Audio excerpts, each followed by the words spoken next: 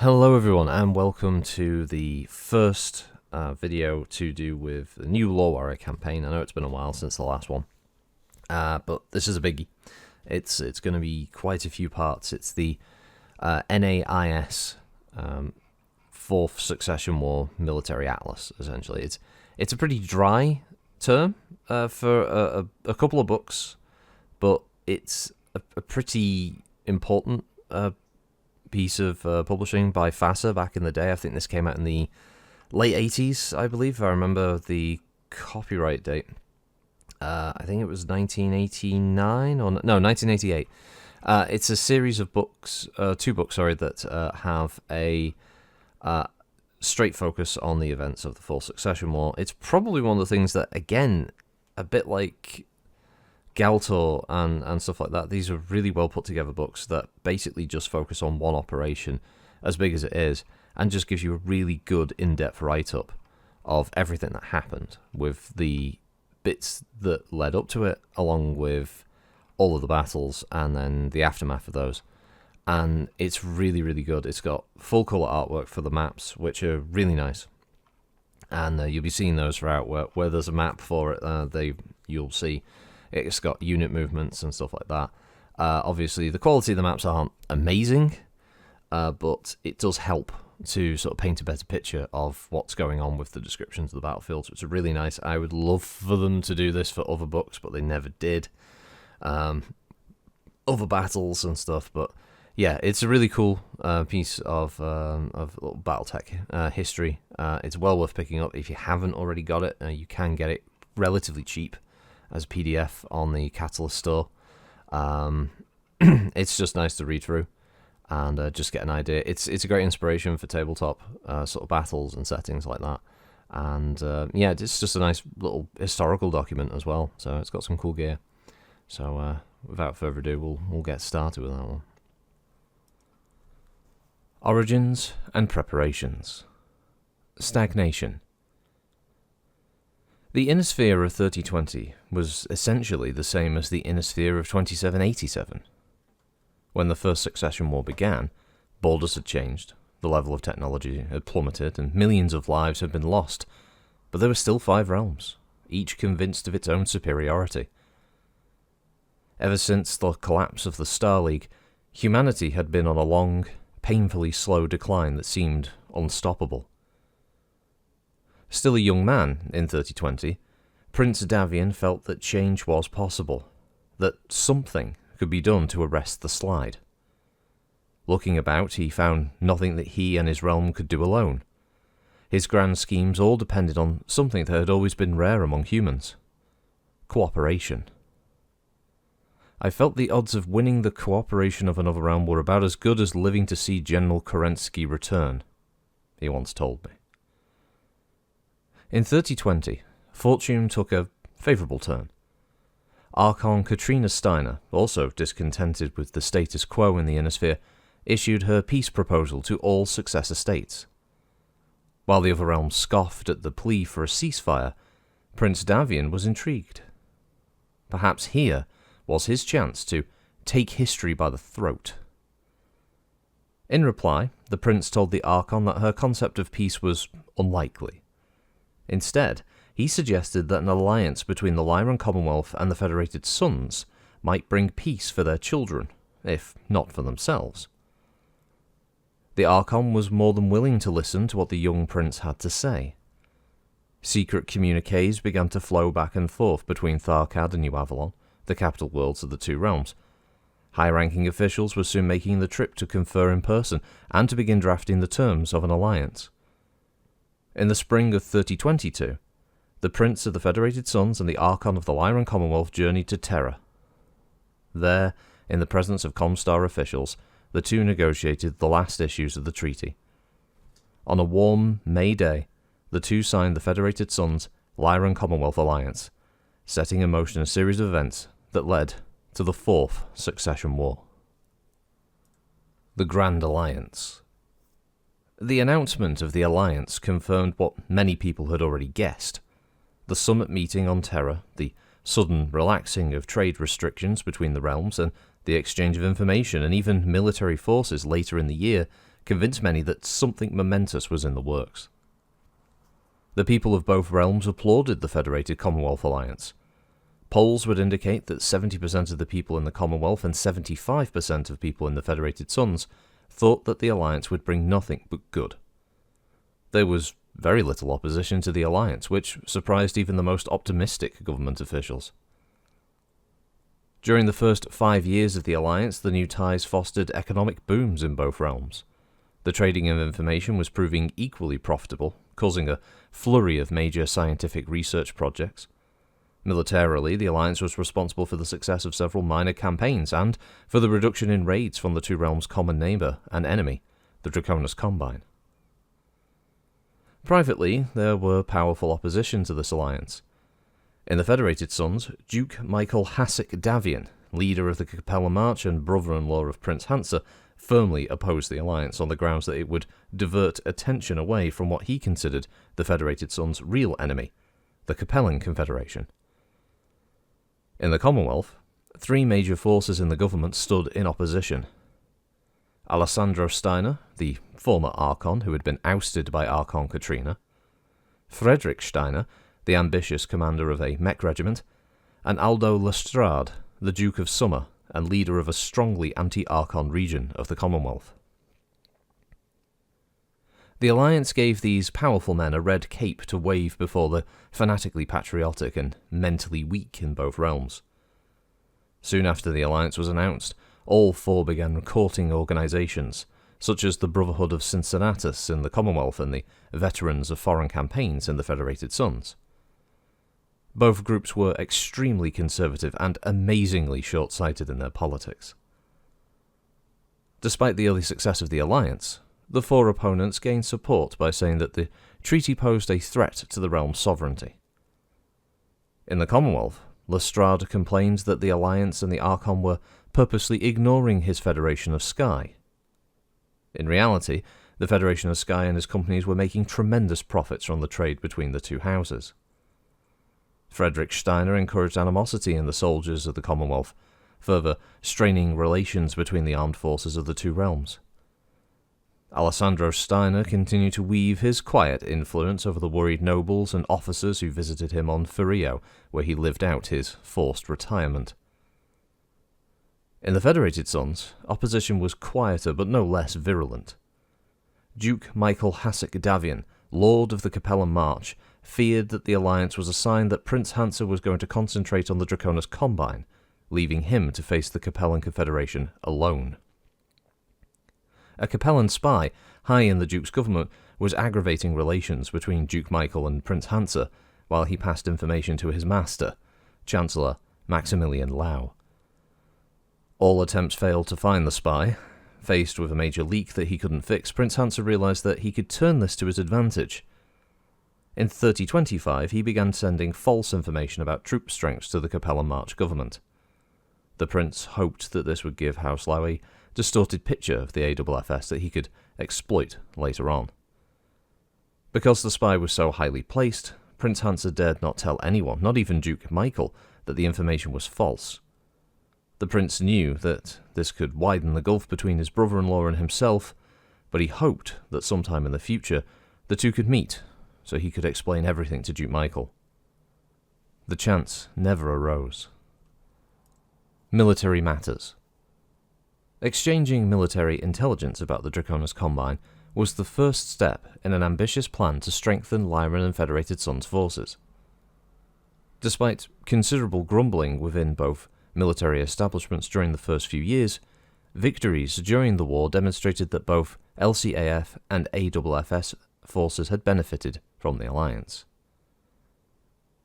In 3023, the first group of cadets from the Commonwealth entered the famous New Avalon Institute of Science in the Federated Sons. The rigorous regimen conditions cadets and teaches them more than purely military skills. High-level exchanges helped familiarize officers with one another and with procedures in each military.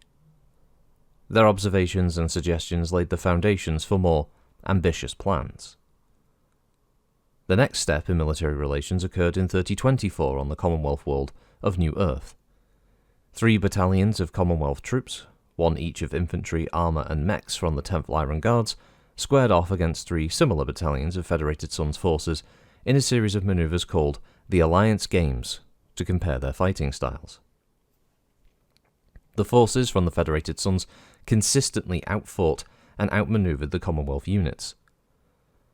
While most LCAF officers had expected this and were grateful for the Davian advice and encouragement, many couldn't help but be embarrassed by their poor performance.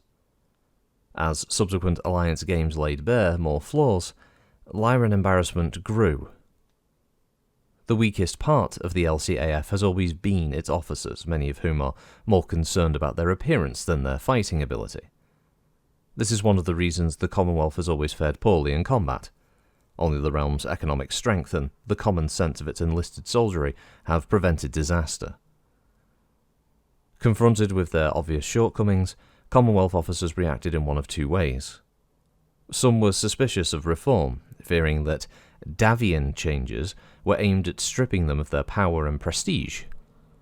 Other officers, however, went overboard in changing their ways. Opponents of the Alliance had a field day with the tension between the 2 officer corps. Troops loyal to Duke Frederick Steiner and Aldo Lestrade of the Federation of Sky balked at participating in the Alliance Games. Agents of these 2 spread rumours throughout the Commonwealth that the Alliance would mean eventual Davian control over the entire LCAF. Opposing this rising tide of bad feelings were the Archon and General Edward Regis, General of the Armies. Both were eager to pattern the LCAF along the lines of the more efficient Davian military, but they were also sensitive to political tensions within the LCAF. The Archon was deliberate in changing the military, gradually replacing older officers with younger ones who would be more open to change. The poor performance of Commonwealth troops worried many in the Federated Sons. Some feared that the LCAF couldn't really be trusted to do its part in any combined offensive. Other military planners thought that the AFFS might have to devote so much of its own resources to upgrading the Commonwealth forces that its own units would be neglected. Duke Michael Hasek Davian further charged that the Alliance would divert even more supplies and soldiers from the Capellan March. Operations Galahad and Thor.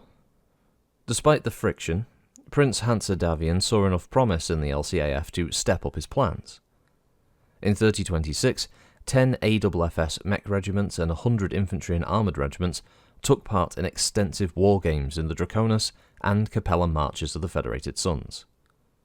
Codenamed Operation Galahad, the stated purpose of the exercises was to increase vigilance by rehearsing defensive troop movements so that if one of our enemies dare attack us, we can make a devastating retaliation. The manoeuvres were expensive, disruptive, and controversial. Operation Galahad surprised the Combine and Capellan Confederation, though publicly dismissing the manoeuvres as empty posturing by Prince Hansa, Houses Kurita and Lau put their militaries on alert for an invasion. For the next 3 months, Draconis and Capellan forces nervously awaited a Davian attack, and while the AFFS did use the manoeuvres as cover for a few minor raids, Operation Galahad ended in November 3026 without the expected offensive. In August of the following year, Operation Galahad was revived, this time nearly 30 mech regiments and more than 200 infantry and armoured regiments, almost a third of entire AFFS forces, participated in war games on 20 worlds near the Capellan and Draconis borders. Commercial jump ships and drop ships were commandeered to carry troops from the interior of the Federated Sons to the border regions. In the Lyran Commonwealth, a similar exercise was being held. In Operation Thor, more than 30 mech regiments and 100 infantry and armoured regiments held manoeuvres on 15 worlds bordering the Draconis Combine and the Free Worlds League. LCAF officers viewed Operation Thor as their chance to prove that they could mount a massive and complex troop movement as well as the AFFS could. Though snafus abounded and a thick bureaucracy hampered inter-service cooperation, the Archon proclaimed Operation Thor a success. One of the high points for the LCAF occurred on Thorin, where the 2nd Royal Guard mech regiment defeated the 3rd Seti Hussars, a Davian mech regiment. The 2 exercises were very important for another reason. Both were conducted without the aid of Comstar. courier jump ships carried orders from 2 high commands to the units. Observers noted, with some amusement, that the courier system had a great deal in common with the ancient Pony Express of the American Old West. Slow though it was, the system of radio relays from jump ship to jump ship was a success, and the name Pony Express would stick. Prince Davian used it in Operation Galahad to shield his intentions from the almost omniscient Comstar. The Kurita, Lau, and Marek reactions to Operation Thor and the second Operation Galahad were unexpectedly mild. While the rhetoric from Luthien and Sean were filled with denunciations of provocation, neither the Combine nor the Confederation put their troops on such high alert as they had the previous year. Only the Free Worlds League, fearing a Commonwealth offensive, went to a war footing. Operation Rat. Only the closest advisors of Prince Davian and Archon Steiner knew that Operations Galahad and Thor were part of a large plan called Operation Rat. So ambitious was the plan that its success or failure could change the face of the Inner Sphere. Operation Rat had its origins in the Capellan efforts to take the Davian worlds of Redfield and Stein's Folly in late 3025 and early 3026. In reviewing the Capellan method of attack, Prince Davian realized how much the Confederation had depended on the information from its spy, the Duke himself. It was then, as the Prince put it, I got the glimmer of an idea in my mind, if successful, would forever rid me of 2 major thorns in my side, Maximilian Lau and his damned spy. The plan required complete surprise and misdirection. First, Prince Davian had to conceal his scheduled marriage to Melissa Steiner, the daughter of the Archon. The marriage would later generate shock that would obscure the more ominous portions of Operation Rat. Though rumours about the engagement were inevitable, the Prince and Quintus Allard, the chief of the Ministry of Intelligence, Investigations and Operations, were careful to discredit them with their own rumours, spread by MIIO agents. This would link the Prince romantically with everyone from Candace Lau to Constance Kurita. Next on the operations agenda was to continue efforts to paralyse the Free Worlds League with internal dissension. House Davian had legendary ability to plant operatives into the convoluted government system of the League. It's common knowledge that Anton Marek's 3014 revolt against his brother, the Captain General, was encouraged, if not started, by agents of the Federated Sun's intelligence arm. At many times during the League's history, some of its highest officials secretly worked for House Davian. MIIO agents continued to sow unrest after Anton Marek's failed coup. Prince Hansa wanted them to step up efforts to prevent the Free Worlds League from fully contributing its economic strength to the Concord of Capteen, the alliance of the Draconis Combine, the Capellan Confederation and the League, created in response to the Federated Suns and the Lyran Alliance Commonwealth. He also prevented the Free Worlds League from taking advantage of the coming Lyran Draconis War by attacking thinly defended areas of the Commonwealth. Central to this campaign of chaos was Prince Hansa's plan to make 154 semi-autonomous provinces within the Free Worlds League become even more nationalistic and resentful of the Marek family. Though the Free Worlds military could field around 80 mech regiments, almost 30 of these belonged to the armies of the provinces. If a provincial government felt threatened or disapproved of the way that the Mareks were ruling, it could recall its forces. This, more than anything else, had prevented House Marek from embarking on a major offensive. Prince Davian saw this crippling flaw in the military of the League as an opportunity. Operation Galahad was vital to his plans because it was far more than a series of war games. It was, in his own words, an elaborate shell game in which I secretly massed troops on the Capellan border by parading them up and down in front of hundreds of holocams. All units participating in the first Operation Galahad returned to their homeworlds afterward, except for 2 regimental combat teams, which were permanently reassigned to the Capellan March. Perhaps relieved that the manoeuvres had ended without a full offensive, the Combine and the Confederation underestimated the importance of this significant shift.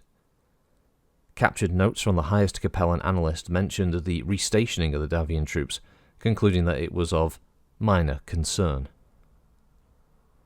Operation Galahad, 3027, covered a more ambitious repositioning of troops. This time, 4 mech regiments and 2 more RCTs were reassigned near the Capellan border. Furthermore, 22 commercial jump ships and 30 commercial dropships that had been commandeered for the exercises were not returned to their companies after Operation Galahad was over. The AFFS retained control of the ships, even though the owners complained that the government weren't paying near enough rent. In the Commonwealth, Operation Thor also provided the screen for extensive troop reassignment. Units stationed in the interior of the Lyran Commonwealth along the periphery were, amidst the confusion in the exercises, moved towards much closer to the Draconis border. And here too, commercial ships were politely seized, as one ship owner would describe it. During the final months of 3027, the Federated Sons and Lyran Commonwealth continued to reposition their forces. Prince Davian moved more troops to within striking distance of the Capellan border, while Archon Katrina placed most of her forces along the Curita border. Both the Combine and the Confederation reacted to this build-up, but the confusion created by Operations Galahad and Thor caused both to underestimate the forces now arrayed against them. Even when spies did relay the correct force figures, Combine and Confederation intelligence experts still underestimated the number of troops that the Alliance could transport into combat because of confusion about the number of jump ships and dropships in both army service. Certainly, if the Curitas and Laos had more time to gather and interpret the data about the troop build-up, they would have eventually discovered how extensive it was. In October of 3027, however, Coordinator Takashi Kurita, Chancellor Maximilian Lau, and Captain General Janos Marek received invitations to attend the wedding of Hansa Davian, first Prince of the Federated Sons, and Melissa Steiner, the Archon designate of the Lyran Commonwealth. Any concern they had about troop movements was set aside as they focused on the implications of the marriage. Operation Rat was proceeding on schedule.